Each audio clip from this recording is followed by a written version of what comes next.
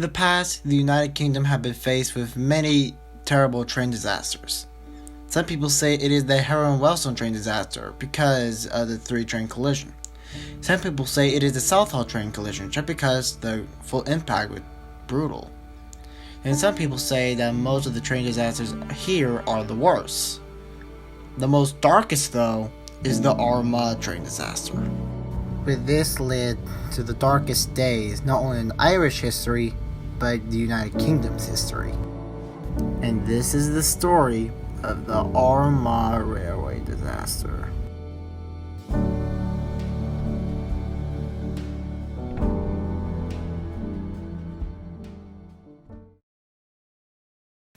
June 12, 1889. Thomas McGaffey, the engineer, will use Great Northern Locomotive number 86 to pull a bunch of children from Armagh Sunday School as passengers to travel from Armagh Station to Hamilton's Bond Station.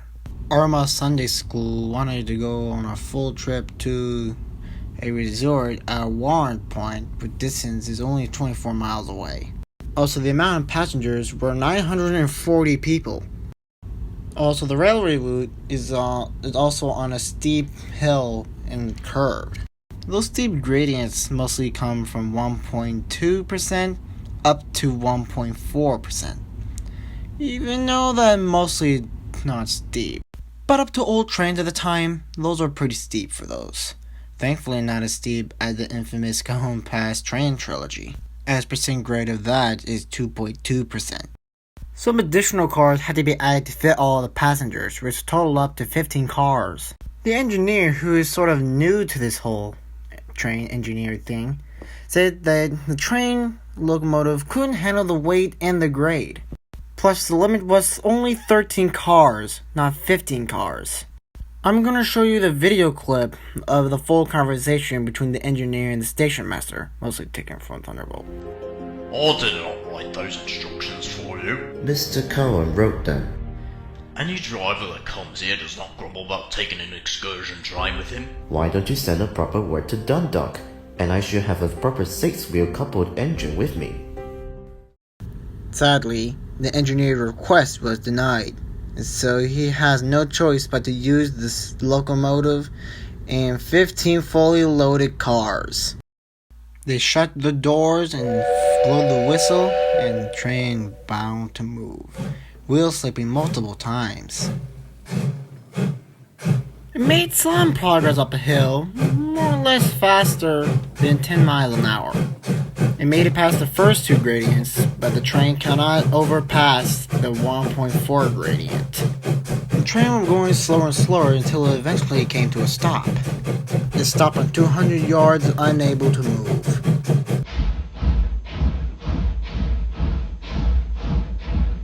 As soon as the train stopped, the engineers and the crew were wondering what do they do now since the train stopped. Then they came up with an idea. They're going to split the train in two so they're going to pull the first half of the passengers and then pull the other half.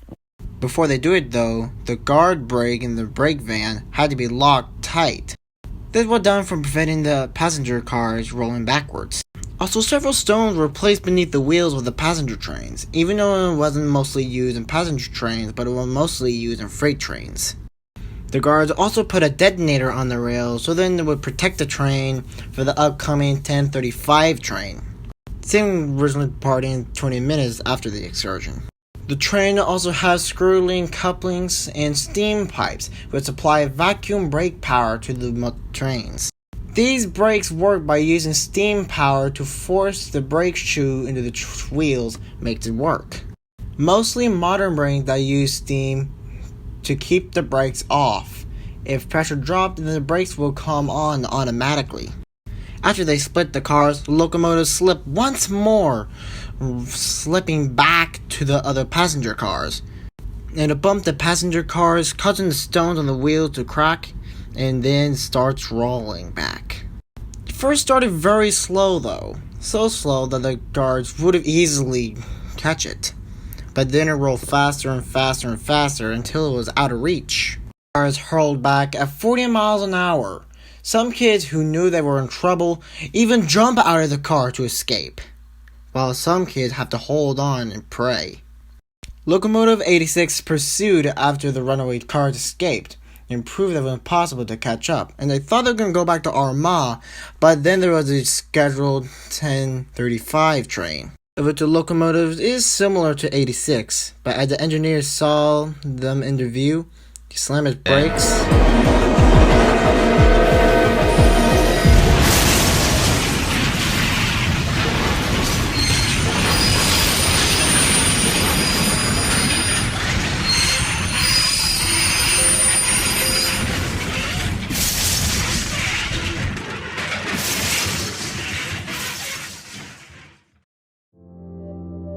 The wooden coaches smashed into splinters, and the 10:35 train had flipped on its side.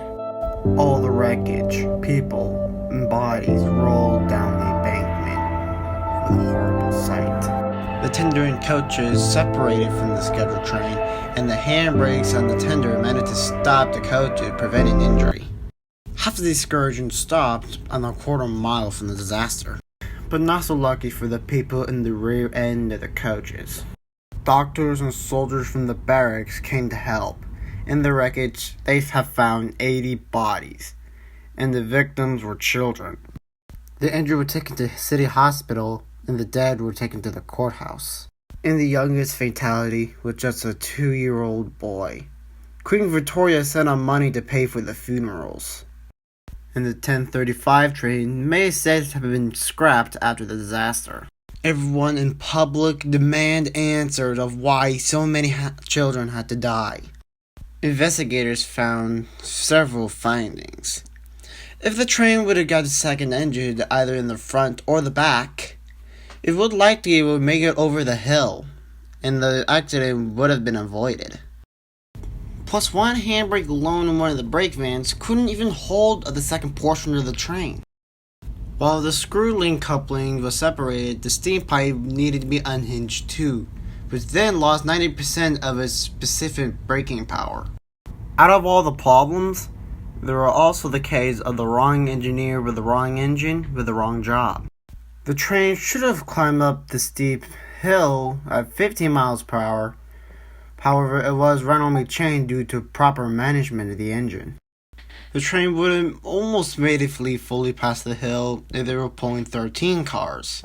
But if they were pulling 13 cars, they would have gotten a larger engine, or a second engine in the back.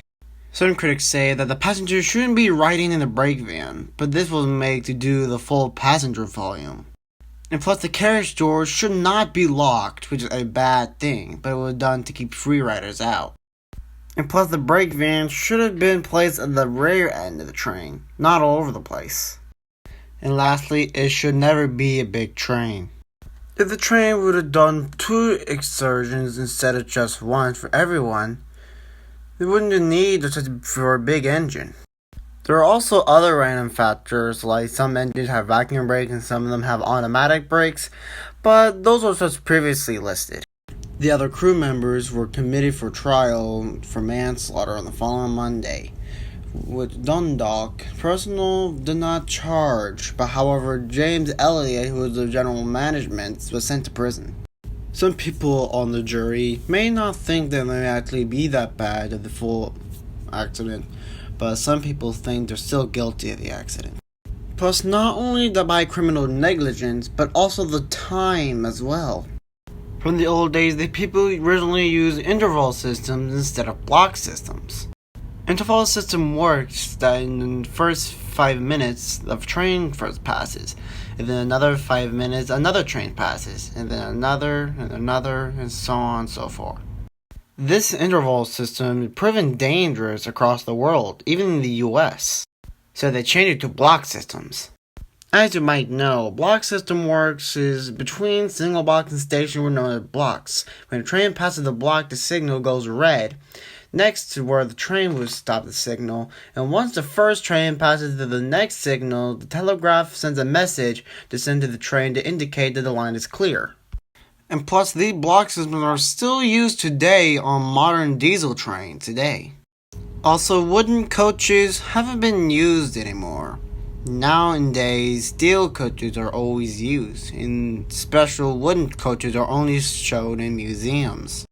132 years has passed, even though in one of the most darkest days in railroad history. But thanks to the Armagh train disaster, railroads today are more safer.